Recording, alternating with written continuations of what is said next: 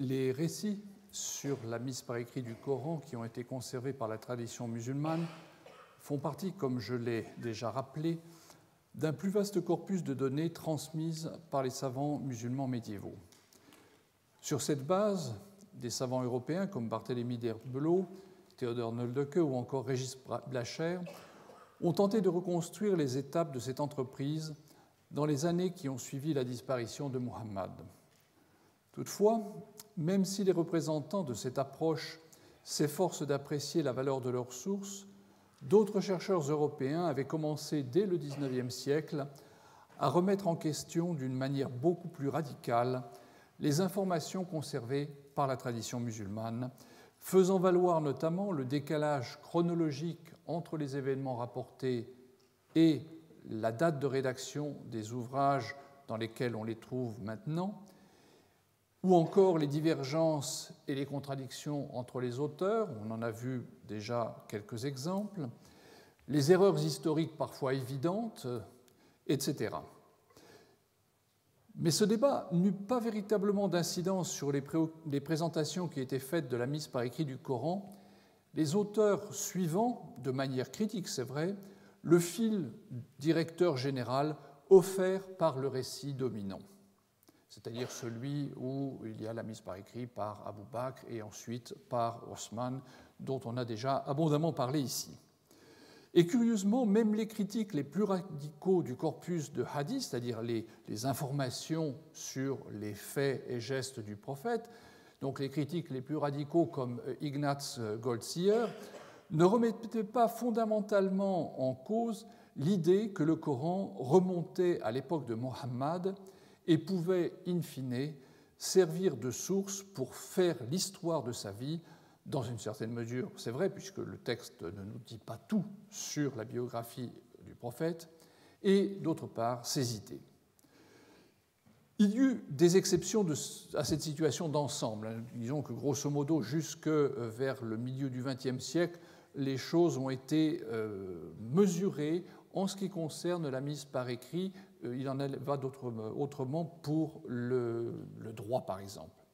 Mais dès 1911, Paul Casanova, dans son ouvrage intitulé « Mahomet et la fin du monde », lançait l'hypothèse que la chronologie de la mise par écrit était plus tardive que celle que reconnaissait Noldeke et que le Coran avait reçu la forme que nous lui connaissons sous le règne du calife omeyyade Abd al-Malik qui régna entre 685 et 705. Dans un article publié quelques années plus tard, en 1916, Alphonse Mingana reprenait cette hypothèse et la défendait en s'appuyant sur un ensemble de sources plus importants que celles qui étaient utilisées par Casanova, qui s'était concentré sur les textes en arabe. Et Mingana étant spécialiste du syriaque, il faisait dès cette époque appel à ce que nous disaient les auteurs syriaques, dont il était un spécialiste tout à fait reconnu. Mais c'est véritablement dans les années 70 du siècle dernier que plusieurs savants ont remis radicalement en cause le récit traditionnel et proposé de nouvelles hypothèses sur cet épisode central, certaines d'entre elles remettant en cause la figure même de Mohammed dans le processus qui menait à la rédaction de la Vulgate. La contribution, sans aucun doute, la plus retentissante a été celle de John Wansbrough. Elle a coïncidé, je ne dis pas lancé, mais enfin elle a coïncidé avec le début de la vague des études hypercritiques sur les débuts de l'islam, illustrée notamment par les travaux de Patricia Crone et de Michael Cook. Sur la base du travail de Wansbrough, publié dans 2 livres importants, Quranic Studies, paru en 1977, et Sectarian Milieu l'année suivante, on retrouve cette idée que le matériel utilisé par les historiens de l'islam, tradition ou hadith, la biographie de Mohammed ou encore l'exégèse coranique, qui sont donc toutes les sources que nous pouvons exploiter pour le récit de la mise par écrit du Coran, appartiennent en fait à la littérature de fiction et ont pour objectif de proposer une histoire du salut à des contemporains en reconstituant, voire en inventant le passé. L'erreur, pour lui, des études coraniques antérieures a donc été de traiter toutes ces informations selon la méthodologie de l'histoire, alors que ce qu'il fallait faire était d'aborder ces compositions avec les méthodes de l'analyse littéraire. Wansbrough proposait donc d'appliquer à ce corpus la critique de la forme, une approche bien connue des biblistes et dont nous avons vu la fois précédente que Richard Bell avait, en précurseur, commencé à l'appliquer au Coran. Regardons d'un peu plus près le texte de Wansbrough, qui est, à vrai dire, d'une lecture extrêmement difficile. C'est tellement difficile qu'il y a même eu des séminaires pour interpréter sa pensée, qui est parfois extrêmement cryptique en anglais. Wansbrough souligne d'une part le caractère fragmentaire du texte coranique. Bon, vous vous souvenez qu'on a vu que le texte du Coran se présente avec des sauts d'un sujet à un autre, donc il a repris cette idée. Et de l'autre, il a remarqué l'existence de variantes d'un même texte, d'un même récit, d'un même avis, qui disent substantiellement la même chose, mais dans d'autres termes. Bon, j'ai pris au hasard un exemple dans la sourate 16, au verset 41, où il est dit que ceux qui ont émigré pour Allah après avoir subi injustice seront certes rétablis par nous en la vie immédiate, en une belle position. Mais la rétribution de la vie dernière est certes plus grande. Les crochets ne doivent pas vous intriguer. J'utilise la traduction de Régis Blacher, qui, pour faire comprendre le caractère parfois extrêmement compact du style coranique, met entre crochets ce qui n'est pas explicitement dans le texte, mais qui est en quelque sorte sous-entendu. Donc, ce verset est une formulation qui réapparaît à plusieurs reprises dans le Coran, et on en trouve une expression à peu près parallèle dans la sourate 22, au verset 58. Ceux qui auront émigré dans le chemin d'Allah, puis auront été tués ou seront morts de mort naturelle, seront certes rétribués par Allah d'une belle manière. Bon, c'est pour vous donner un petit peu une idée de ces leitmotifs qui reviennent ou qui sont exprimés de manière légèrement différente. Ces deux faits conduisaient Wansbrough à écarter l'idée qu'il y ait eu ce que les philologues dans la lignée de Karl Lachmann appellent un urtexte, c'est-à-dire une version originelle rédigée par un auteur ou un comité de rédaction et dont dériverait la version que nous connaissons. C'est-à-dire, si vous voulez, il y aurait en fait un manuscrit d'auteur, peut-être disparu, mais qui serait à la base du texte que nous avons aujourd'hui. Cette situation, pour Wansbrough, n'existe pas. Pour lui, l'origine du Coran est dans un processus de sélection de textes à partir d'un corpus beaucoup plus vaste de traditions indépendantes, ce qu'il appelle les logia prophétiques. Ces derniers circulaient dans un milieu sectaire, l'expression est de lui, je la traduis en français, ainsi que le suggère le ton polémique de certains de ces textes. Ce dernier point, associé à l'utilisation de conventions rhétoriques connues dans les littératures juives et chrétiennes, conduisait Wansbrough à conclure que ces textes circulaient dans des communautés qui s'étaient écartées du judaïsme et du christianisme orthodoxe. Par ailleurs, l'imagerie monothéiste qui s'affiche dans l'ensemble du Coran est déjà présente dans la Bible, ce qui semble bien indiquer pour Wansbrough que les formes que nous y rencontrons s'inscrivent dans une tradition littéraire déjà tout à fait en place. Où était installé ce milieu sectaire ? Il est, pour Wansbrough, difficile de l'imaginer à la Mecque ou à Médine. En revanche, disait-il, la Mésopotamie serait un terroir beaucoup plus crédible.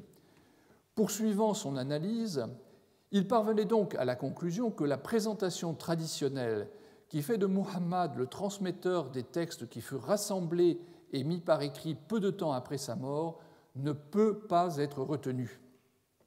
Les récits de la tradition, qui présentent ainsi les faits, sont selon lui des fictions qui suivaient peut-être le modèle juif et visaient avant tout à dater la Vulgate des débuts de l'islam. Dans la réalité, le processus aurait été beaucoup plus long et se serait étendu sur plusieurs générations. Wansbrough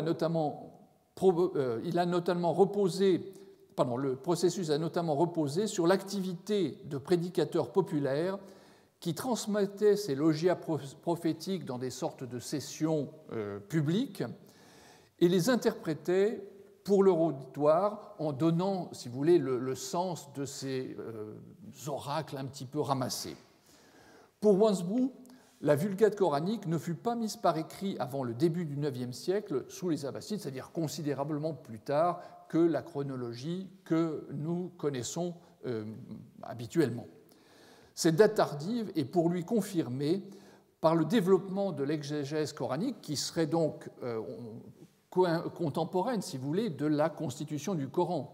Pas besoin d'une exégèse à une date antérieure, ce qui posait problème jusqu'à une date récente, puisque, grosso modo, les textes les plus anciens dataient du IXe siècle.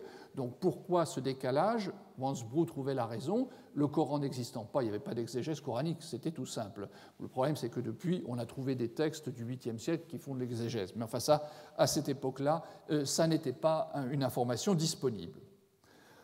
1977, l'année qui vit la publication des Quranic Studies de Wansbrough, fut aussi l'année de parution d'un autre ouvrage, The Collection of the Quran, de John Burton. J'ai mentionné sur ma diapositive précédente. Son étude s'inscrit dans une réflexion sur l'histoire du droit musulman. Et là aussi, les orientations sont importantes parce qu'elles guident le cheminement intellectuel de ses auteurs.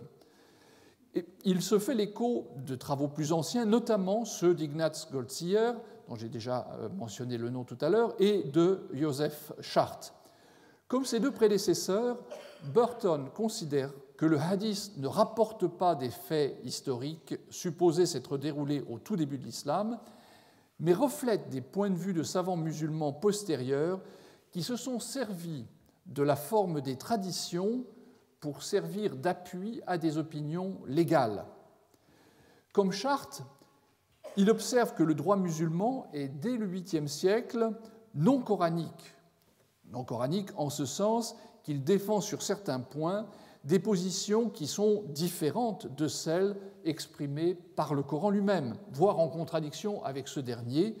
On pense notamment à la lapidation des adultères, qui n'existe pas dans le Coran, mais qui fait partie, disons, de la tradition.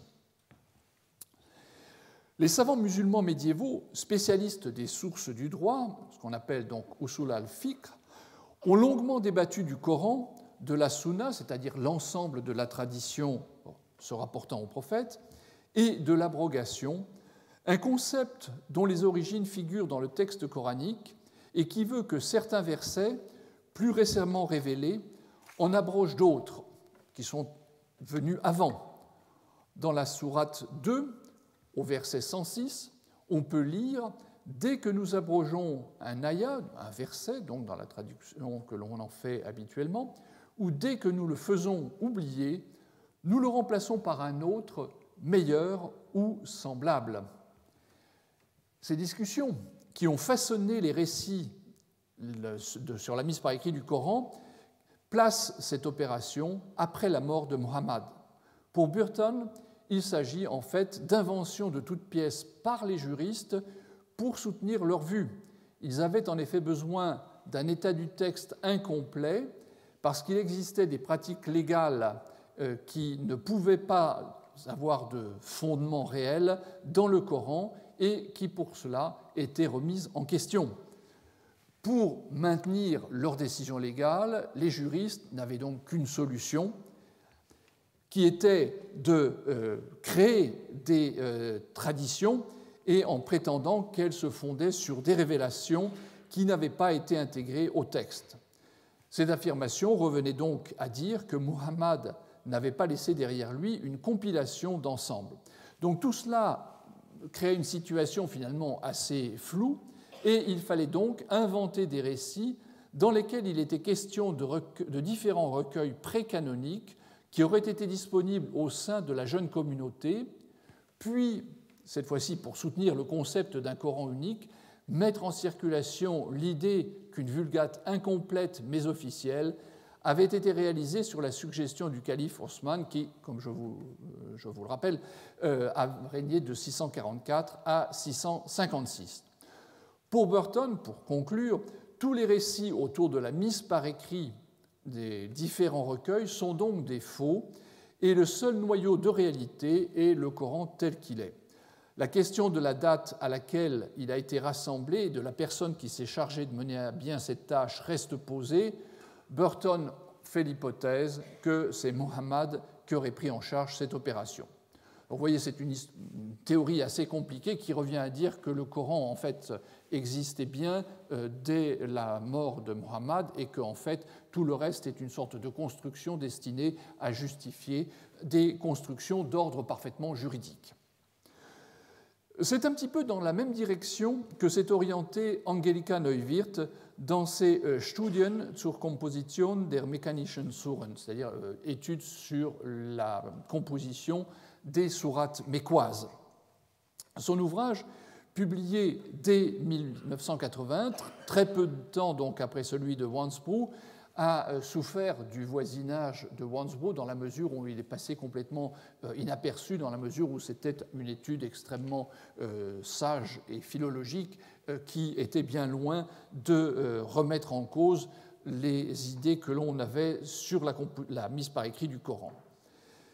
Rompant avec l'idée généralement admise que les révélations étaient des unités textuelles de peu d'étendue, elle avançait l'hypothèse que la sourate, en fait, représentait l'unité de base retenue par Mohammed. Son étude analysait en détail les sourates de la période mécoise pour y identifier des structures internes qui organisaient les différentes révélations. Au terme d'une très minutieuse analyse, Neuwirth pensait pouvoir conclure que les sourates ont été dès le début composées en fonction d'un projet très précis, c'est-à-dire que les sourates mécoises étaient déjà des compositions littéraires qui n'ont jamais été soumises à un travail éditorial, mais qui, dès le début, étaient des textes destinés à une utilisation rituelle, notamment au cours de la prière. Même si elle admettait quelques traces de révision postérieure, l'état initial correspondait donc à des choix faits par Mohammed et à des fonctions bien définies, celles de rituels musulmans peut-être différents, et là elle avançait une autre hypothèse, peut-être différents de ceux que nous connaissons aujourd'hui, c'est-à-dire la prière du vendredi, si vous voulez, aurait eu une autre forme qui aurait intégré davantage ce genre de texte. La complexité même des sourates de la dernière période mécoise, c'est-à-dire celle qui précède l'émigration à la Mecque, implique même une mise par écrit, c'est-à-dire qu'elle va un pas plus loin, il y aurait eu en quelque sorte un pré-Coran mécois qui aurait précédé la Vulgate telle que nous la connaissons. Et donc la constitution de la Vulgate aurait commencé à ce moment-là. Un autre scénario de la mise par écrit a été proposé par Günther Lühling dans son livre Über den Ur-Koran, Ansätze zur Rekonstruktion vorislamischer christlicher Strophenlieder im Koran, publié en 1914. Donc le titre veut dire sur le Ur-Koran. Ur-Koran, donc c'est ce concept philologique du texte de l'auteur, si vous voulez, qui existe de manière formelle et qui est à l'origine de la transmission postérieure. Hypothèse pour la reconstruction de poèmes en strophes chrétiens d'époque pré-islamique dans le Coran. Donc là, le titre dit très clairement dès le début de quoi il s'agit.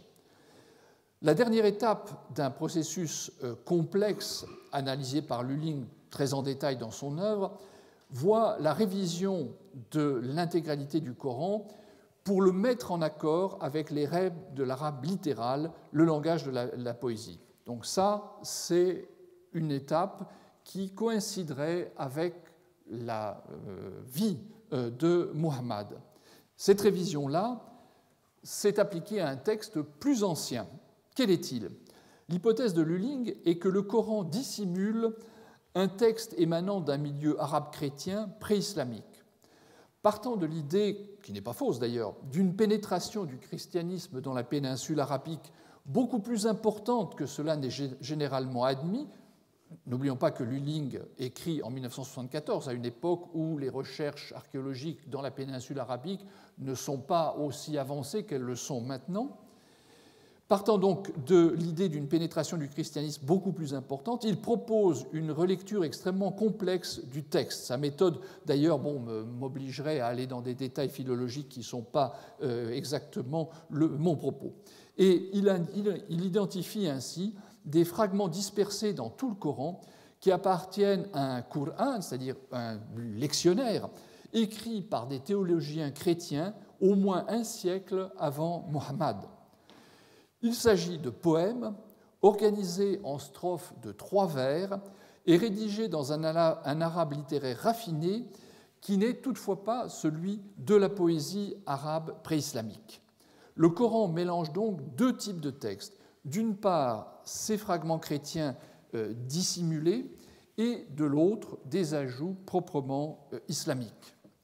L'ensemble a fait l'objet de plusieurs révisions. J'ai déjà mentionné la dernière, celle qui est contemporaine de Mohammed, mais elle a été précédée, selon Lüling, par un remodelage de la langue et du style du Coran chrétien pour donner une orientation monothéiste et arabe, indépendante des idées défendues par les fractions chrétiennes mécoises rivales.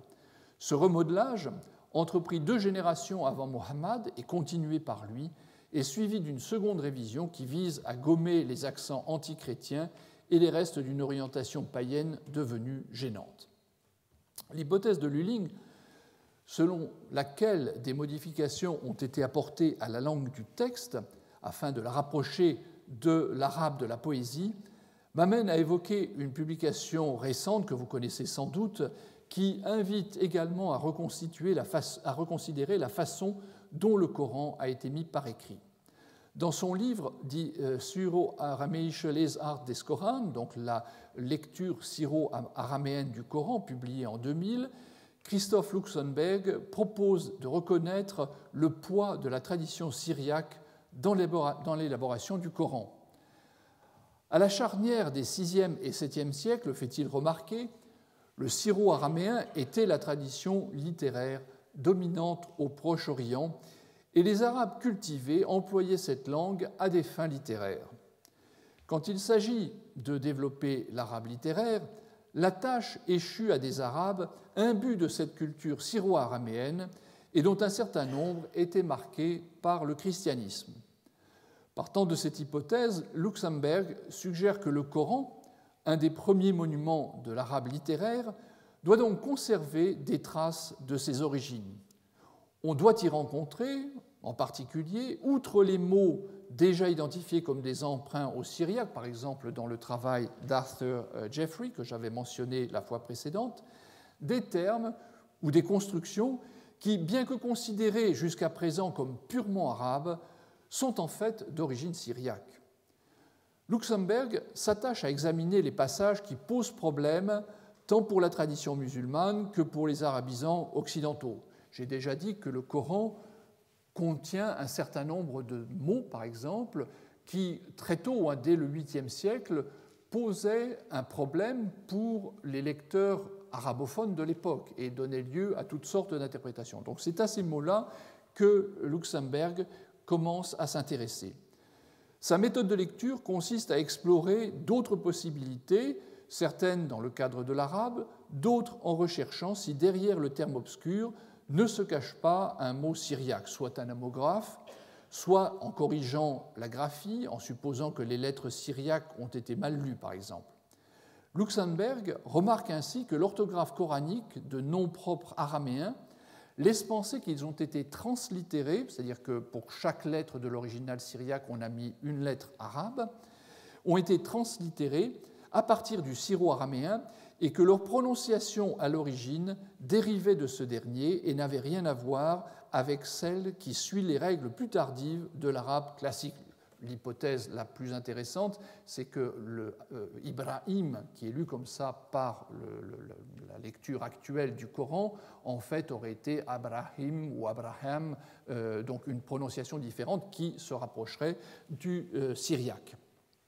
Ce qui résoudrait un problème, puisque Ibrahim est un peu, c'est l'équivalent donc d'Abraham, pose un petit peu un problème dans la mesure où la filiation entre la prononciation, disons dans le contexte biblique ou chrétien, est différente de celle que connaît l'arabe.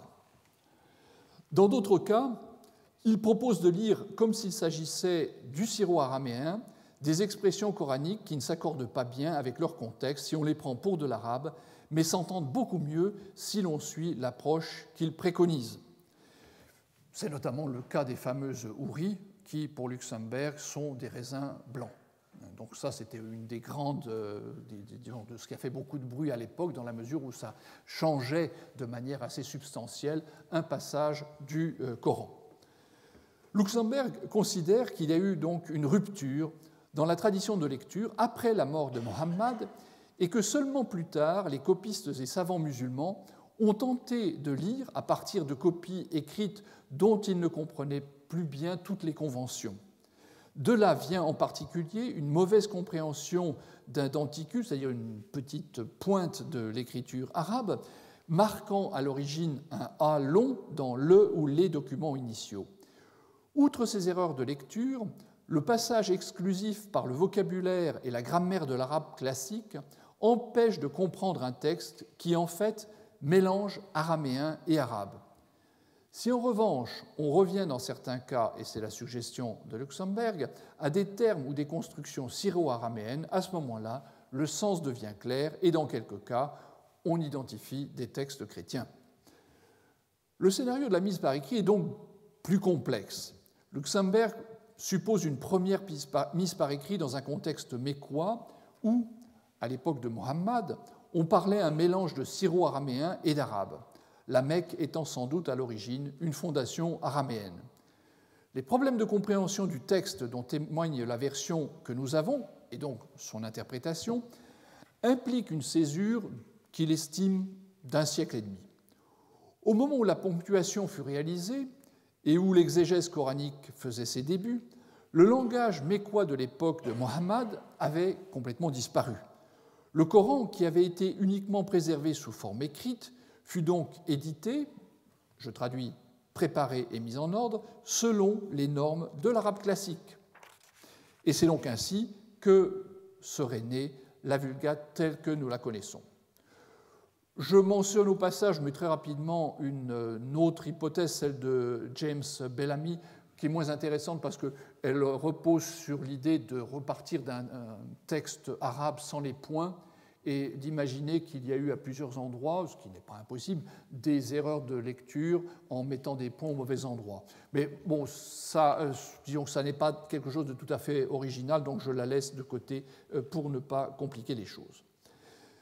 Pour compléter ce panorama d'hypothèses qui propose de jeter un regard radicalement neuf sur l'histoire de la mise par écrit en la plaçant soit plus tôt, soit plus tard, et en lui cherchant un enracinement dans une tradition monothéiste antérieure, il faut convenir que les progrès de notre connaissance de la péninsule arabique à la veille de l'islam font voir une pénétration beaucoup plus importante du judaïsme et du christianisme que ce que nous savions jusqu'à une date comparativement récente.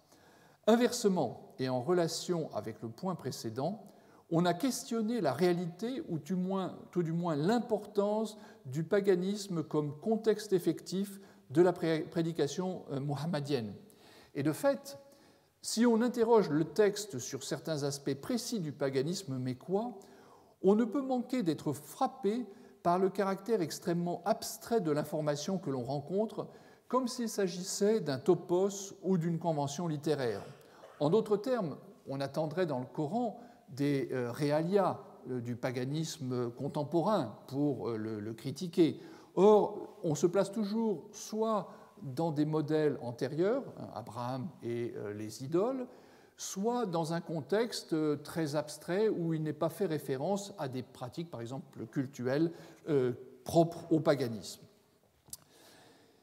C'est précisément par un retour au concret que je souhaiterais poursuivre ces remarques sur la genèse de la transmission manuscrite du Coran.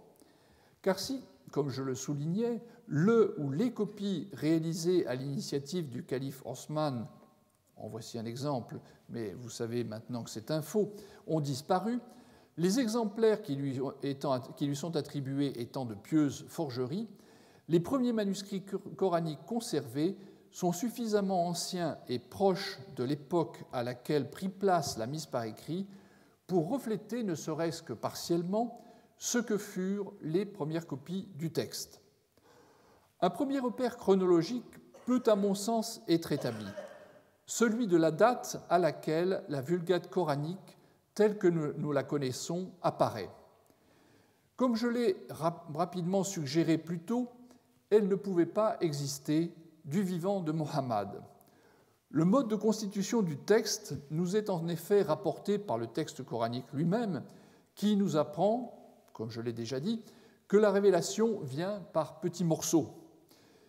Si nous nous tournons vers la tradition musulmane, elle rapporte différents épisodes où Mohammed donne lui-même des instructions pour que telle ou telle révélation soit placée dans telle ou telle sourate. Alors bien sûr, on peut douter de l'historicité de ces fragments et y voir plutôt un récit explicatif de date postérieure. Mais disons qu'il est intéressant de voir que ce concept de gestion du texte par Mohammed apparaît déjà dans la tradition. Comme on l'a vu précédemment, Bell pensait avoir retrouvé des éléments de dimension réduite, ces éléments de dimension réduite, en scrutant minutieusement le texte du Coran, et où les additions donc, ne se font pas par ajout à la fin de ce qui est déjà connu, mais de manière très variable, parfois par insertion, qui réclame, comme le voyait Bell, un processus éditorial destiné à faire rimer le passage, nouveau venu si j'ose dire, avec les versets déjà en place dans une sourate. Si on reprend donc l'exemple que j'avais utilisé la fois précédente, les versets 12 à 16 de la sourate 23, il y avait donc à l'origine un noyau de courts versets qui se trouve donc sur la partie droite de l'écran, qui ont été complétés par qui ont été insérés dans un ensemble en cours, les versets 15 et 16 étant ces versets antérieurs, tandis que le verset 12 correspondrait à cette première étape. Et donc, cette intégration de ces courts versets se serait fait en deux étapes. D'une part, l'ajout de la fin du verset 14 qui apporte la rime à ce qui précède, et ensuite les ajouts en fin des versets 12 et 13 qui permettent d'harmoniser le tout. Et ce résultat final, même s'il introduit une espèce de déséquilibre entre les versets 12, 13, 15 et 16 qui sont relativement courts et le verset 14 qui, lui, est très long, on aurait là donc la trace de ce travail de mise en forme, d'insertion et d'adaptation dont Bell décrivait les modalités dans son ouvrage. Dans un cas, donc, cette opération est très complexe et vous comprenez bien que du coup, elle ne peut pas se faire en une seule étape par écrit. On est obligé de passer par plusieurs fragments écrits qui peu à peu se complètent, s'intègrent et finissent par déboucher sur le texte tel que nous le connaissons. Notez que la tradition musulmane n'écarte pas non plus complètement cette possibilité. On a un passage très célèbre, alors c'est vrai qu'il est avec une autre signification, où Mohammed nous est représenté en train de dicter une révélation et le copiste s'exclame, j'ai oublié la fin du verset, mais enfin, gloire à Dieu, le meilleur des créateurs, par exemple, et Mohammed lui dit, c'est ça, et marque-le à la fin du verset.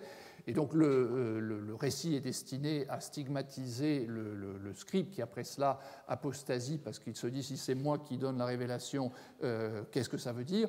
Mais si vous voulez, ce qui est intéressant, c'est que le processus INSEE, c'est-à-dire le travail éditorial, est en quelque sorte déjà présent dans cette tradition. Donc dans un cas comme dans l'autre, qu'on se tourne vers la tradition ou qu'on se fonde sur les résultats de la critique de la forme employée par Bell, la Vulgate ne pouvait être constituée avant que ce processus d'agglomération et d'édition du texte ne soit parvenu complètement à son terme.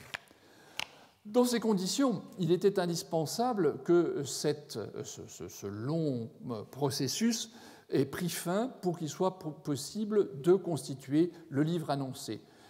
Ce qui ne veut pas dire qu'il n'y a pas eu d'étapes antérieures, des recueils partiels. On a probablement commencé à enregistrer le texte coranique, partiellement ou par bloc, dès le vivant de Mohammed.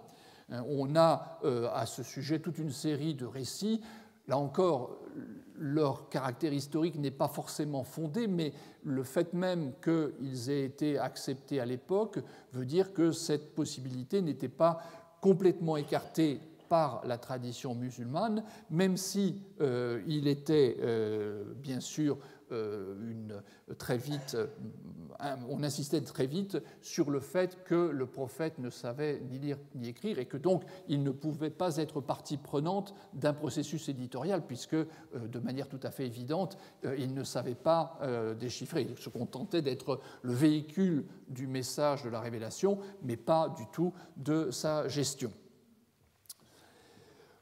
Alors je me rends compte que j'ai inversé une série de diapositives. Là, c'était pour vous dire que cette idée de l'incapacité du prophète de lire et d'écrire est bien sûr un point délicat dans la mesure où le texte coranique contient des éléments qui sont un peu contradictoires. Dans un dictionnaire de l'arabe du Coran publié il n'y a pas très longtemps par un excellent savant égyptien, il est obligé de faire 2 entrées pour le mot « ummi » qui, dans un cas, désigne les gentils dans la sourate 3, verset 75, mais quand il s'agit de An-Nabi al-Ummi, le prophète qui ne sait ni lire ni écrire, le sens devient donc ni lire ni écrire. Blacher, comme vous le voyez, sur la base de ces coïncidences, traduisait le prophète des gentils, mais bien sûr, donc l'interprétation traditionnelle, j'ai oublié de modifier le texte, en fait c'est le prophète qui ne sait ni lire ni écrire.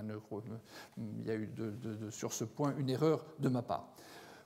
Quoi qu'il en soit, le point que je voulais souligner, c'est que toutes ces difficultés de gestion du texte ont pour conséquence que la Vulgate telle que nous la connaissons ne pouvait pas exister avant la date de 632, la date de la mort de Muhammad. Dès la seconde moitié du XIXe siècle, des savants connaissaient l'existence de fragments coraniques remontant au début de l'islam. Toutefois, en dehors de l'épisode que j'ai déjà évoqué du concours de l'Académie des inscriptions et belles-lettres de 1858, ces vieux parchemins ne suscitaient guère d'intérêt, si bien qu'ils semblaient être passés directement de l'obscurité des dépôts des mosquées que j'évoquais initialement à la pénombre des magasins des bibliothèques occidentales. En outre, leur datation était très problématique, et si vous vous reportez au catalogue de la Bibliothèque nationale publié par de Slaan à la fin du XIXe siècle, vous verrez que dans les notices relatives à ces fragments du Coran, qui sont l'œuvre de Michele Amari, des feuillets de manuscrits dont nous savons maintenant qu'ils datent de la deuxième moitié du 7e siècle sont datés du 8e, voire du 9e siècle. Donc il y avait l'idée qu'on ne possédait rien de très ancien finalement sur l'islam, et vous voyez que ça avait son effet sur les hypothèses que j'ai évoquées tout à l'heure. Les progrès dans la datation permettent maintenant de tenir pour hautement vraisemblable, très hautement vraisemblable, que nous avons des copies qui datent de la seconde moitié du 7e siècle, et même précisément, on peut être plus précis, dès le troisième quart du 7e siècle. En me fondant sur la paléographie et l'état du texte, j'ai proposé cette date pour le Codex Parisino-Petropolitanus, dont on a déjà parlé, et avec la méthode du carbone 14, on a daté le parchemin de Sanaa. Alors, vous connaissez le fonctionnement de la méthode du carbone 14, donc on date le parchemin qui supporte le texte, et on a une fourchette chronologique. Donc effectivement, le résultat brut est un peu ahurissant parce qu'en 543, ce n'est pas possible. Donc c'est quelque chose de sans doute plus vers la partie haute de la fourchette, 643, que date donc le fameux palimpseste de Sana. Le problème du carbone 14, on va le laisser de côté parce que c'était quelque chose qui est en cours, mais ce qu'il faut retenir, c'est que ça confirme que nous avons des documents très anciens qui portent le texte coranique. Des copies donc, de cette époque, réalisées entre 650 et 675, seraient donc pratiquement contemporaines ou au plus postérieures d'une vingtaine d'années de l'opération à laquelle reste attaché le nom du calife Osman. Elles pourraient donc refléter la façon dont ces copies initiales se présentaient, éventuellement avec déjà quelques améliorations par rapport à ces exemplaires de base. C'est quelque chose d'absolument fantastique dans la mesure où, si vous placez dans le cadre des évangiles ou de la Bible l'espace de temps entre la rédaction, enfin la première mise par écrit et les premières copies est considérable. Là, on parle en termes d'années. Ce manuscrit, si vous voulez, a été peut-être vu par des gens qui étaient encore contemporains de Mohammed. Pour donner rapidement une idée de l'état du texte, je dirais qu'il se caractérise par une orthographe relativement imprécise, dans la mesure où l'emploi des signes diacritiques pour distinguer les lettres de même forme est très réduit, où la voyelle longue A est rarement indiquée par un alif, comme ce sera le cas par la suite, où les voyelles brèves ne sont pas indiquées et où la notation de la hamza est précaire. Alors, qu'est-ce que ça veut dire ? La nature extrêmement simplifiée des lettres de l'alphabet arabe, résultat d'un processus d'usure de l'écriture nabatéenne dont dérive l'arabe, fait que plusieurs phonèmes sont écrits avec un signe identique et que la présence de points diacritiques placés au-dessus ou au-dessous de la lettre est indispensable pour une identification correcte du graphème. Cet état de choses est encore aggravé par le fait que la forme des lettres, en début et milieu de mots, peut se confondre avec encore d'autres graphèmes.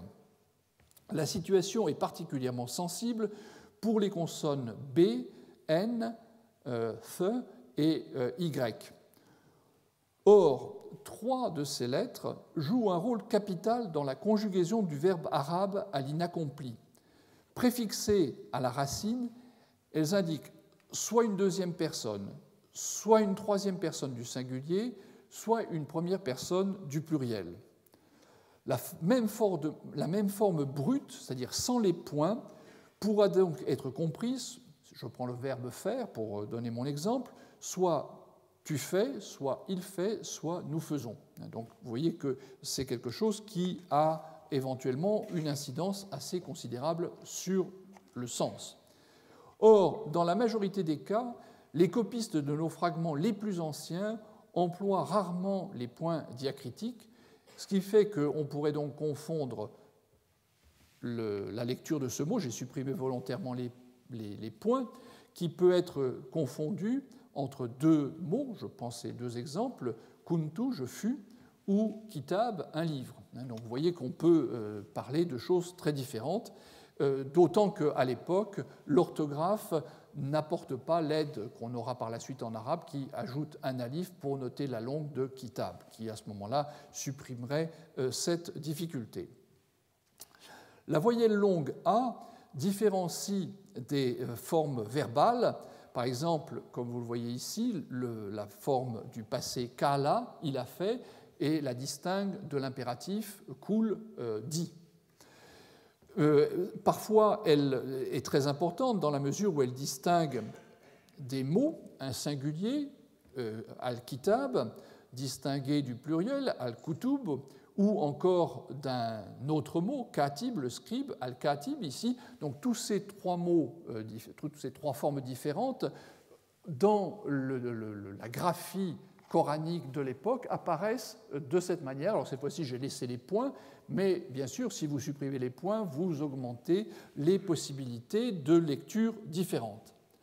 Enfin, les voyelles brèves ne sont pas marquées, Ce qui fait que, bien sûr, on a la possibilité de confondre, par exemple, l'actif, le verbe actif kataba, il a écrit, et le confondre avec le passif kutiba, il a été écrit. Enfin, la hamza, phonème propre à l'arabe, n'est pas associée encore de manière systématique ou quasi systématique à un graphème particulier. Cette situation a été définie comme scriptio defectiva par référence aux carences dans la notation du A long et dans l'emploi des diacritiques, par opposition à la scriptio plena représentée par l'arabe telle qu'on l'écrit à partir du IXe siècle, même peut-être du VIIIe siècle. Et encore là, parfois l'utilisation des diacritiques dépend assez largement de la bonne volonté du copiste. On peut donc dire que les manuscrits coraniques les plus anciens qui nous ont été conservés notaient le texte coranique de manière insuffisamment claire. J'ai sauté cette diapositive qui vous représente la situation, qui compare deux passages, le même passage coranique sur un manuscrit donc, de la deuxième moitié du 7e siècle, dans l'édition moderne du Coran. Vous voyez qu'une foule d'informations qui sont présentes aujourd'hui pour permettre une lecture correcte du texte coranique, à l'époque, sont parfaitement absentes. Et là où vous avez plus d'une centaine de points pour identifier toutes les consonnes qui ont besoin d'être identifiées, vous avez indiqué par un cercle rouge les points qui sont présents sur la copie. Donc vous voyez qu'il y a une différence qualitative dans la précision du texte qui est tout à fait considérable. On peut donc dire que les plus anciens manuscrits coraniques conservés notent donc le texte de manière insuffisamment claire pour éviter les confusions et l'apparition conséquente de façons différentes de lire et réciter le Coran. Elles demandaient donc de leurs utilisateurs, d'une part, un certain niveau de connaissance de l'arabe et du Coran, et de l'autre part, une certaine pratique, mémorisation du texte sacré. Donc, l'avantage de ces copies, c'était qu'elles permettaient d'être lues par des gens qui n'avaient pas la même vision du texte. Il y a plusieurs façons de réciter le Coran, encore de nos jours. Elles étaient toutes parfaitement compatibles avec ces manuscrits dans la mesure où ils étaient limités au strict minimum. Revenons maintenant au personnage dont nous avons vu qu'il était à l'origine des informations sur la mise par écrit du Coran, Ibn Shihab az-Zuhri.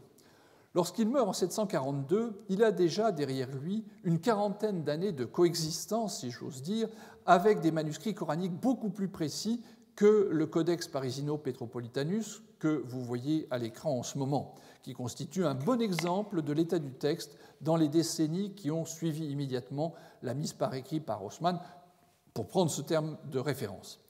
Ibn Shihab az-Zuhri peut donc tout à fait avoir perdu de vue le caractère très défectif de l'écriture des manuscrits anciens et avoir de ce fait injecté dans son récit de la mise par écrit des éléments plus récents qui avaient apporté une solution à ces nombreux points défectueux dont j'ai rappelé les plus frappants. Vous avez ici la différence entre ces deux manuscrits, il y a disons une vingtaine d'années d'écart, mais le deuxième manuscrit note déjà les voyelles brèves, note beaucoup plus systématiquement le A long. Donc en 742, az-Zuhri avait sans doute vu ces manuscrits, voire des manuscrits encore plus perfectionnés.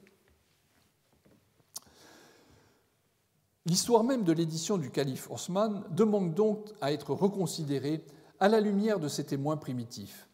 L'examen du Codex Parisino-Petropolitanus ou des autres manuscrits de ce groupe met en effet en évidence l'incapacité où se trouvaient les copistes d'une période pourtant un peu plus récente que le règne de Osman à satisfaire aux exigences du projet califien. Si nous nous en tenons au seul texte consonantique, c'est-à-dire la base du texte coranique, ce qu'on appelle le rasm, l'absence de diacritique, non pas sur toutes les lettres qui doivent en être pourvues, mais seulement sur celles qui doivent être ponctuées pour que le texte ne soit pas ambigu, laissait la porte ouverte aux divergences.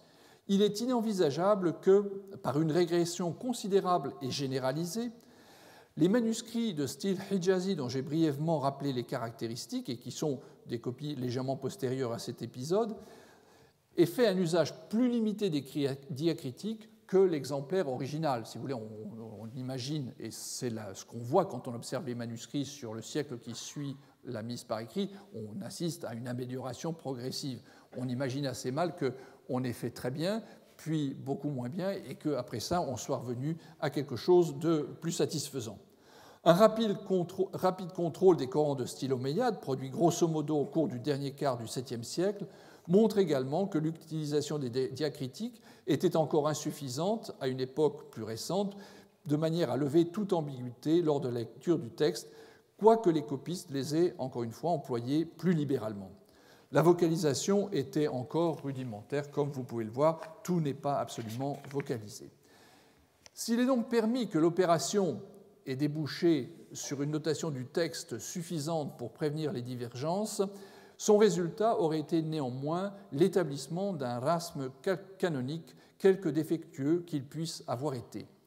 Et de fait, on peut admettre que le texte conservé dans les manuscrits les plus anciens, à une exception notable, correspond au texte de Horsman. Entendons-nous, cela signifie seulement qu'un lecteur contemporain peut lire ces copies comme s'il s'agissait de la Vulgate que nous connaissons, mais cela impose, bien entendu, qu'il y restitue sa connaissance actuelle du Coran. Ça ne veut pas dire que les gens qui copiaient ces manuscrits l'auraient prononcé de la même façon. Ça, c'est autre chose. Comme ça n'est pas enregistré, nous ne le savons pas. Ce dernier point, donc, est complètement invérifiable. On ne saura jamais comment il le lisait et on va le laisser de côté dans la mesure où ça ne nous mènerait nulle part. Mais vous vous souvenez sans doute qu'un certain nombre de variantes sont associées à chacun des Masahif al-Amsar, c'est-à-dire les 5 copies initiales envoyées par Osman dans les grandes villes de son empire. Certaines sont d'ailleurs effectivement présentes sur les manuscrits, y compris sur ceux que vous voyez à l'écran. On peut s'interroger, comme nous l'avons fait précédemment à propos de l'état général du texte, sur l'historicité de ces listes. Leur examen fait en effet apparaître que plusieurs données spécifiques sont de toute évidence incompatibles avec la pratique orthographique des manuscrits du groupe de style Hijazi, en principe les plus anciens.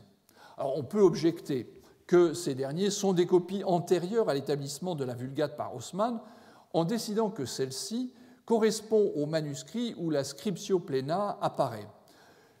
Cette réponse se heurte à de fortes difficultés du point de vue de la codicologie et de l'histoire de l'art, mais également du côté du témoignage des sources. Les listes de variantes reflètent donc un état de transmission et des outils tant matériels qu'intellectuels qui sont postérieurs à nos manuscrits. Je traduis pour dire les choses de manière plus simple. Dans ces listes de variantes, certaines se retrouvent sur les manuscrits de la phase la plus ancienne. Mais d'autres variantes impliquent un niveau d'orthographe qui n'apparaît qu'au 8e siècle et qu'on ne peut pas identifier sur nos manuscrits. Par exemple, la différence entre l'impératif et le passé du verbe dire, il a dit et dit à l'impératif, on ne peut pas la détecter ici parce que c'est écrit exactement de la même façon. Or, cette variante-là figure dans nos listes. Donc les listes ont été faites au moins au 8e siècle et peut-être même plus tard. D'un autre côté, si nous lisons attentivement le texte de ces fragments, nous y trouvons, en plus des variantes que je viens de rappeler, un certain nombre de lectures divergentes, c'est-à-dire des points du texte, habituellement un mot, qui ne s'accordent pas avec la Vulgate. S'agit-il d'erreurs de copistes ? Dans certains cas, c'est vraisemblablement ce qui s'est passé. Mais l'existence d'un plus grand nombre la répétition de la même variante sur différents manuscrits, variantes qui ne figurent pas dans les listes, implique qu'elles étaient suffisamment communes à l'époque pour être sans doute acceptées, même si par la suite on les a écartées. Donc il semble bien que les listes, en fait, devraient être élargies pour tenir en compte également d'autres variantes qui, de nos jours, ne sont pas canoniques, mais qui l'étaient vraisemblablement au 7e, voire au début du 8e siècle. Également intéressantes pour l'histoire du texte sont des traces d'un travail éditorial. Dans certaines copies très anciennes, on observe des divisions de versets en des endroits que la tradition ignore. Dans un petit nombre de cas, une situation analogue à celle décelée par Richard Bell dans la sourate 23 apparaît.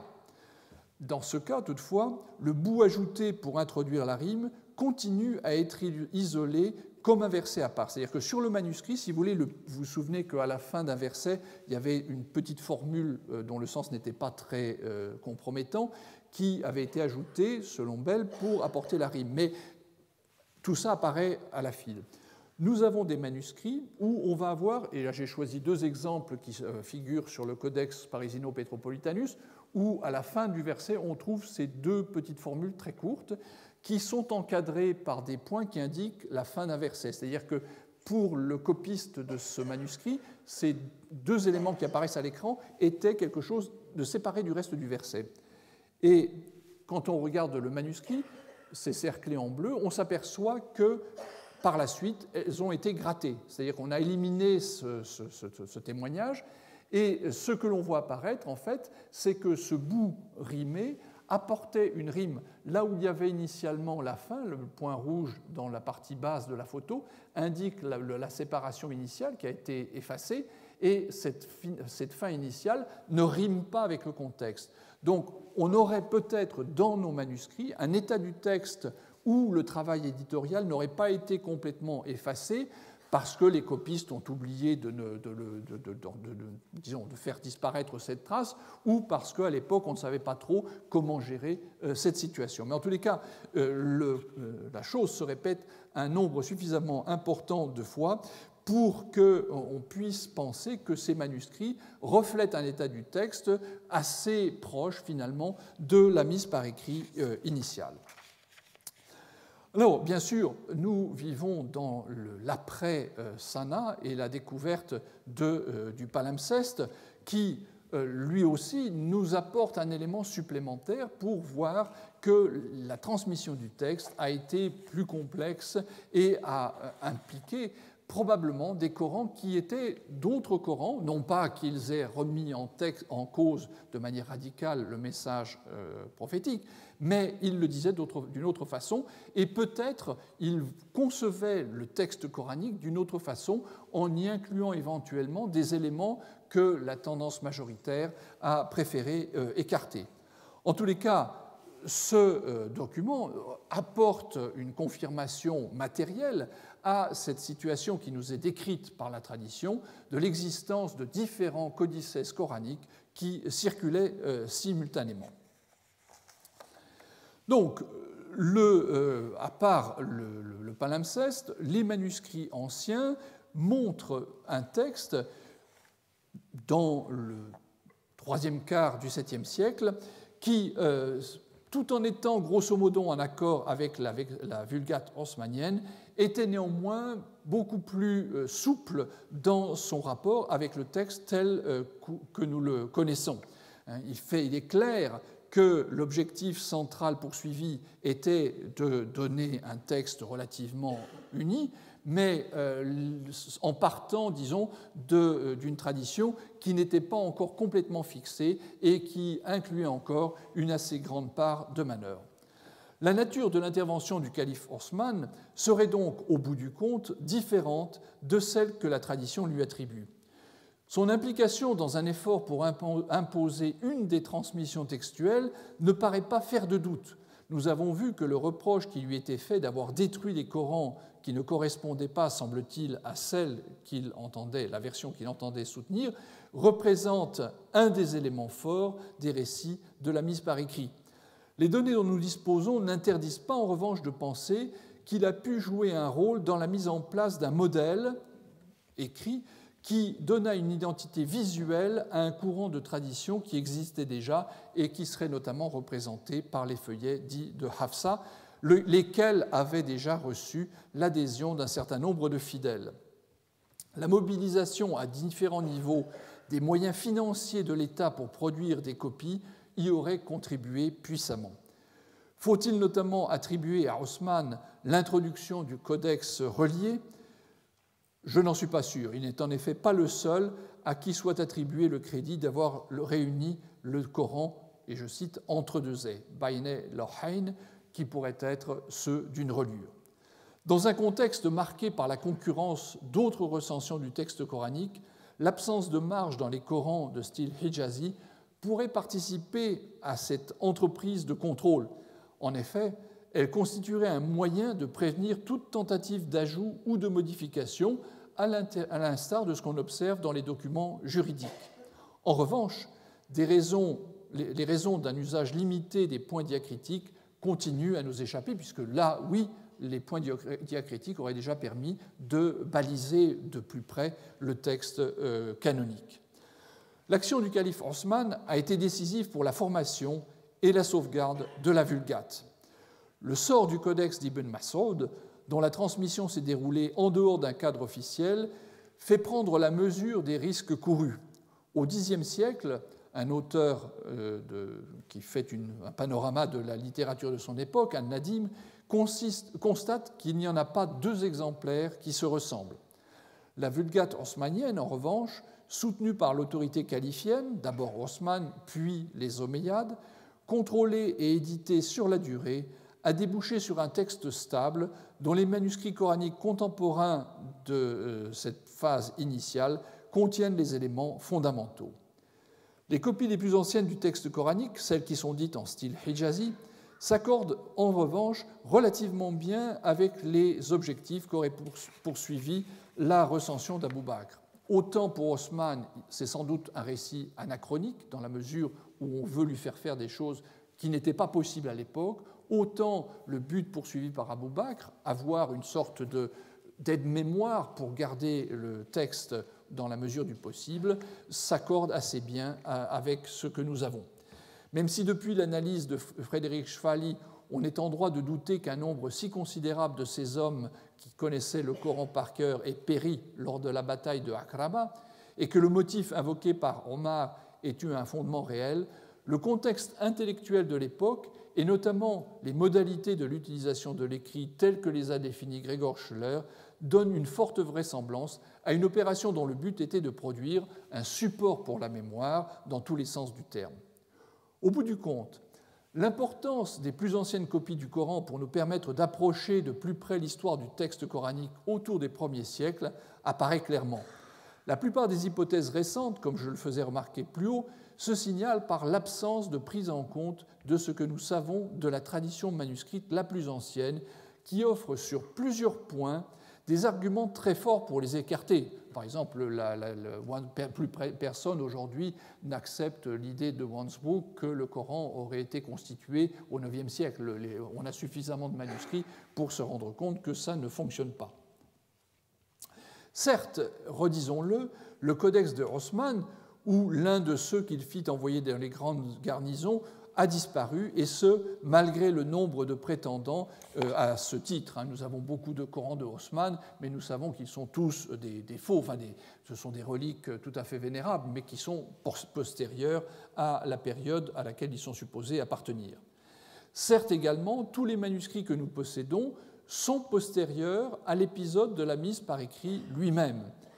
Mais même lorsque ces plus anciennes copies conservent des indices qui montrent qu'elles dérivent d'un modèle antérieur, elles ne lui sont jamais postérieures de plus de quelques années, voire d'une vingtaine d'années. Leur présentation doit, de ce fait, être peu différente des exemplaires initiaux.